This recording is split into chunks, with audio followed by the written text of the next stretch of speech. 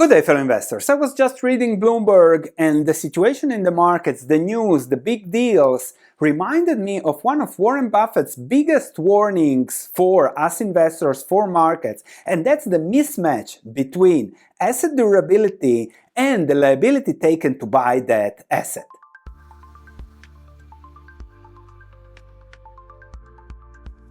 It's easy to raise money to make those deals, especially now in Japan, because Tokyo Prime yields are going down, which means asset values are going higher, and investors always flood the market when things are going higher.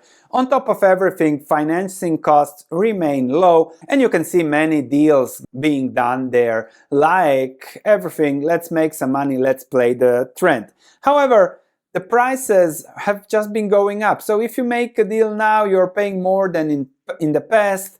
If I look a little bit at the market there, the yields are not really that staggering. All-time high yields or stable yields based on all-time highs. Here you can see a little bit on the yields. Okay, 3%, 3 something. And discussing outside Japan, return of mega deals in real estate is what Brookfield sees. We are seeing then a continuous trend there, and now after a little bit of pause here on higher rates, given that rates are expected to go down, we see this increase in deals, interest rates down, revival. But what about the next financial crisis? And the core idea of Warren Buffett's warning is that when there is an asset durability, so when you buy real estate, if you buy real estate, you invest on that yield, that 3% yield that should last for 30-40 years. However, if you buy 3% yield because you can borrow for 2%, and then you say, okay, I'm going to quickly make that money, and most of the market does that, if that yield suddenly jumps to 5, the short-term yield as those deals are financed, then that's a mismatch that creates a situation like the last 2009 financial crisis. To read Warren Buffett's words on the mismatch between asset and maturity liability can be lethal. If you have a mismatch between the liabilities that can be demanded tomorrow and assets that can only be sold many years in the future, you are playing with fire. And this is exactly what's going on now. Assets, if the market freezes, you cannot sell real estate pipelines, all those things that have been sold hand over fist and bought hand over fist now. If we look again, the recent deal, 3G Capital buys Skechers, but they have issued 6 billion of debt, 3.5 percentage points over Euribor. This is all short-term, short-term, short-term. And if you can't sell Skechers or there is an issue, then these situations can get really ugly. Also, some bonds priced at 5.25%, priced some portions at 10% according to a person's knowledge of the matter from Bloomberg. However, if we look at the yield curve, this is exactly what's going on.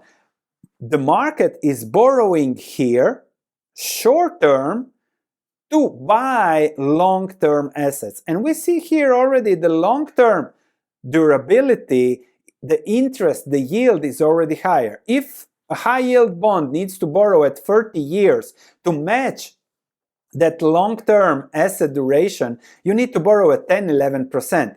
And that is the mismatch. If you borrow here short-term, and let's say interest rates short-term go back to where they were in 2023, you never know, it could happen.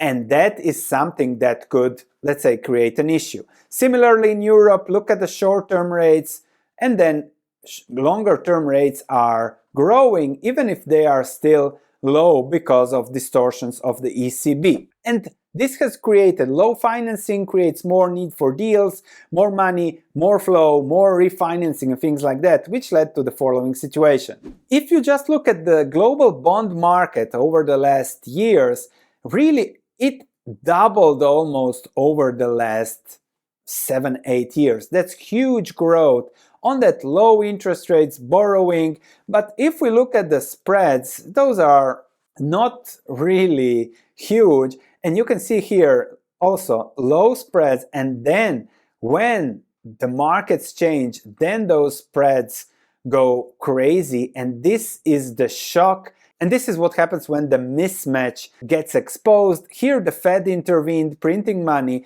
but that's exactly what might happen in the future because governments now have more money. So the intervention, US debt to GDP was 30 before the financial crisis. So the intervention potential there has been used up. And everyone expects interest rates to get lower, but you never know. Perhaps in the next Fed intervention, interest rates skyrocket, and then you have a situation. My conclusion is that we have to invest in a way that we are ready for shocks. It's always nice to remind oneself about Nassim Taleb's Thanksgiving turkey. So everything looks great, the turkey's well-being is great, the days go by, he's happy until he meets the butcher. Warren Buffett is anti-fragile with his 350 billion of cash waiting for the turkeys to come to roost. So that's what Buffett is doing. We also need an investment strategy to keep us anti-fragile. And yes, there is the cost of missing out. We just discussed some big boys buying companies, but this is too risky. And we have to perhaps find the way to invest in value where others can. And that's exactly what I also discussed in my stock market crash videos.